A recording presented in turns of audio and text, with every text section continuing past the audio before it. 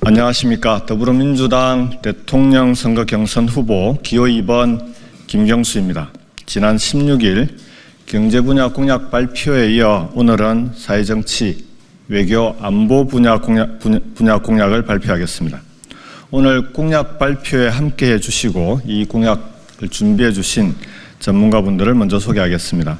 지난번에 소개를 먼저 한번 드렸습니다. 저희 캠프에서 정책 공약 전반을 맡고 계시고 국가 전반의 비전과 정책을 다루는 성장과 번영을 위한 미래 총괄을 맡고 계십니다. 인하대학교 윤홍식 교수님입니다. 고맙습니다. 그리고 캠프에서 외교, 안보, 국방 분야를 맡고 계신 서울대학교 이정철 교수님입니다. 네, 고맙습니다. 발표하겠습니다. 국민 여러분, 신뢰를 기반으로 지속 가능한 선진국으로 가겠습니다. 오늘 저는 단어 하나로 이야기를 시작하고자 합니다. 바로 신뢰입니다. 국민과 국가 사이, 그 보이지 않는 거리 사이에 가장 단단하게 자리 잡아야 할 이름입니다. 내란 세력은 국가를 위험에 빠뜨리고 국민의 삶을 어려움에 몰아넣었지만 무엇보다 그들의 가장 큰 범죄는 국민과 국가 간 신뢰를 무너뜨린 것입니다. 국가는 국민의 인권, 생명, 안전을 지켜야 합니다. 그것은 선택이 아니라 존재의 이유입니다. 마찬가지로 국민은 국가를 믿고 살아가야 합니다. 그것은 의무가 아닙니다. 믿음을 기반으로 한 권리입니다. 이 신뢰는 국가가 국민을 위해 어떤 목소리를 내고 어떤 책임을 지며 어떤 행동을 하는지에 따라 가슴 깊은 곳에서부터 천천히 자라납니다. 국민의 세금에는 고단한 삶의 땀과 노력만 있는 것이 아닙니다. 당신을 믿는다는 뜻이 담겨 있습니다. 국가는 그 믿음에 응답해야 합니다. 투명하게, 공정하게, 그리고 인간답게 말입니다. 신뢰는 위기의 순간에 그 진가를 드러냅니다. 재난이 닥쳤을 때, 경제가 흔들릴 때, 사회가 분열될 때 국민과 국가는 서로를 바라봅니다. 국가가 그동안 국민 개개인을 존중하고 지켜왔다면 국민도 언제든 국정을 함께 짊어질 준비를 할 것입니다. 신뢰에서 다시 출발해야 합니다. 김경수의 나와 우리의 나라는 우리 사이의 신뢰, 나와 국가 사이의 신뢰를 회복하는 데서 희망을 만들 것입니다. 먼저 사회 통합 분야입니다. 첫째, 절대 빈곤 제로 시대, 품격 있는 선진국을 약속합니다. 국민 기본생활보장 제도를 추진하겠습니다. 사람들 누구나 생애 주기 언제든 절대 빈곤을 경험하지 않도록 적정 소득을 보장하겠습니다. 중위소득 40%의 최저소득을 모든 국민에게 보장하겠습니다. 산업화를 이끈 우리의 부모 세대가, 우리의 어른 세대가, 노인 세대가 폐지를 줍고 있는 이 현실, 갑작스런 위기로 인해 극단적 선택을 하는 가족이 다시는 생기지 않도록 이제는 국가가 책임져야 합니다. 윤석열 정부의 감세 보급만으로도 절대 빈곤 없는 사회는 충분히 가능합니다. 또한 문재인 정부에서 시작된 전국민 고용보험을 고용보험 자격 기반이 아닌 소득 기반의 전국민 소득보험으로 크게 발전시키겠습니다. 개인과 가족에게 전가된 돌봄의 부담은 국가가 맡겠습니다. 요양시설과 요양병원을 돌봄보험으로 통합해 간병 부담을 줄이겠습니다. 돌봄 매니저를 지역 단위로 배치해 맞춤형 돌봄을 제공하겠습니다. 공공의료와 1차 의료 강화로 의료 불평등을 완화하고 국민 건강권을 크게 보장하겠습니다. 둘째, 공정한 출발선을 보장합니다.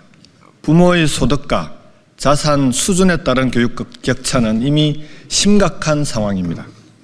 지방과 빈곤 가정의 아이들은 기초학력부터 격차가 벌어지고 있습니다. 취업 전 단계에서는 더욱 심각해집니다. 교육기회의 사다리 복원과 지역 간 불균형 해소 역시 매우 시급합니다. 지방정부, 대학, 산업체가 함께하는 지역혁신연합체제로 대학 서열화를 획기적으로 완화하겠습니다. 한국형 국립대, 사립대 연합체제를 완성해 전국에서 동시에 선진교육 거버넌스가 작동하도록 하겠습니다. 5대 권역별 메가시티를 통해 교육과 산업, 의료 등 생활 인프라를 연계 발전시킬 것입니다.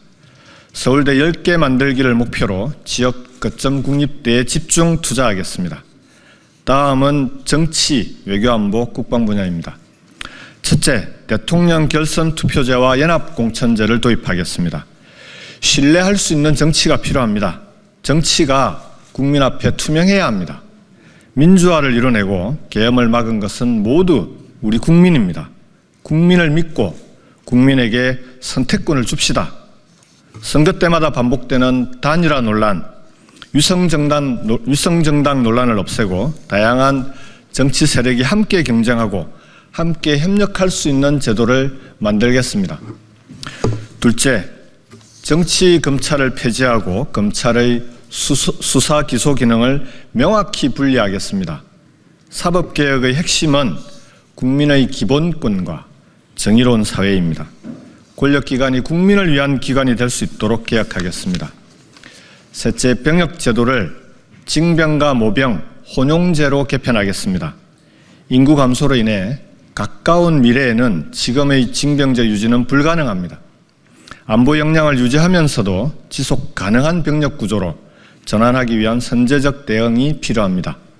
상비 병력 규모를 35만 명을 목표로 단계적으로 감축하고 부족한 징집 인원을 모병으로 확보하는 징모병 혼용제를 즉각 추진하겠습니다. 군사안보를 전문화하고 군 복무 경험이 청년의 미래에 도움이 되도록 지원할 것입니다. 넷째, 통일부를 평화협력부로 기능과 역할을 전환하겠습니다. 한반도 비핵화 협상을 주도하고 평화적 대화와 외교적 해결을 위한 전담부처가 될 것입니다. 다섯째, 초당적 외교안보 전략위원회를 제도화하겠습니다. 외교안보 정책이 정쟁의 대상이 되지 않도록 해야 합니다. 정권이 바뀌어도 지속성이 유지되어야 합니다. 이 위원회를 통해 국익 중심의 안정적인 외교안보 정책을 지속해 나가겠습니다. 국민 여러분, 우리는 누군가의 손을 잡고 세상에 첫 발을 내딛었습니다. 그 손이 우리를 놓지 않을 것이라는 믿음, 그 믿음이 있었기에 우리는 두려움 속에서도 전진할 수 있었습니다. 신뢰는 단지 사람 사이의 일이 아닙니다. 가정과 친구, 조직, 나아가 사회 전체를 지탱하는 보이지 않는 뿌리입니다. 그 뿌리가 튼튼할수록 우리는 폭풍 속에서도 쓰러지지 않습니다. 신뢰는 거창한 말이 필요하지 않습니다. 매일 같은 자리에 있어주는 것, 약속을 지키는 것, 무엇보다 상대를 존중하고 있는 그대로 바라보는 것에서 시작됩니다. 우리가 서로를 신뢰할 수 있다면 그 어떤 위기도 이겨낼 수 있습니다. 그리고 그 신뢰는 언젠가 누군가의 삶을 또 나 자신의 삶을 지탱하는 단단한 버팀목이 될 것입니다. 신뢰를 기반으로 지속 가능한 선진국으로 가겠습니다. 감사합니다. 이어서 현안에 대한 입장을 짧게 발표하겠습니다.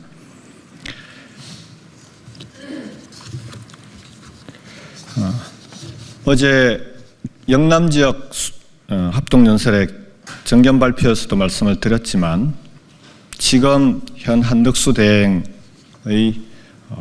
특히 한미 통상 압력이나 그 외 여러 가지 부분에서의 행태에 대해서는 다시 한번 추가로 경고하겠습니다. 한덕수 대행에게 다시 한번 경고합니다. 경거망동하지 마십시오. 탄핵을 자초하지 마십시오. 한미가 트럼프 미국 대통령이 부과하겠다는 상호 관세에 대해 이번 주 2+2 협상을 하기로 한 가운데 한덕수 권한대행이 협상 시작도 전에 방위비 재협상 가능성을 시사했습니다. 저는 어제 영남권 합동연설회 때도 한덕수 대행에게 분명히 경고했습니다. 본인이 국정을 운영하고 있다고 착각하지 마십시오. 한 대행은 그 어떤 현상 변경도 할 권한이 없습니다. 한 대행은 대통령 권한 대행과 선출된 대통령 간에 수행할 수 있는 업무의 차이가 없다고 합니다. 그러면 헌법재판소에서는 왜 한덕수 권한 대행의 헌법재판관 지명 효력정지 가처분을 인용했겠습니까? 대한민국에 미칠 악영향에 대해 한 대행은 어떠한 책임도 질 수가 없습니다. 선출되지 않은 권력입니다. 국익에 영향을 줄 수 있는 사안에 대해선 1.1획도 건드리지 마십시오. 미국과의 통상협상은 다음 정부가 정권 교체를 해낸 우리 민주당 정부가 책임지고 해결해 나갈 것입니다. 지금은 그에 대한 만반의 준비를 하는 것, 그것이 한 대행과 내각이 할 일입니다. 국가의 백년대계에 영향을 줄 수 있는 그런 일은 하나도 손대지 말고 즉각 중단하기를 촉구합니다.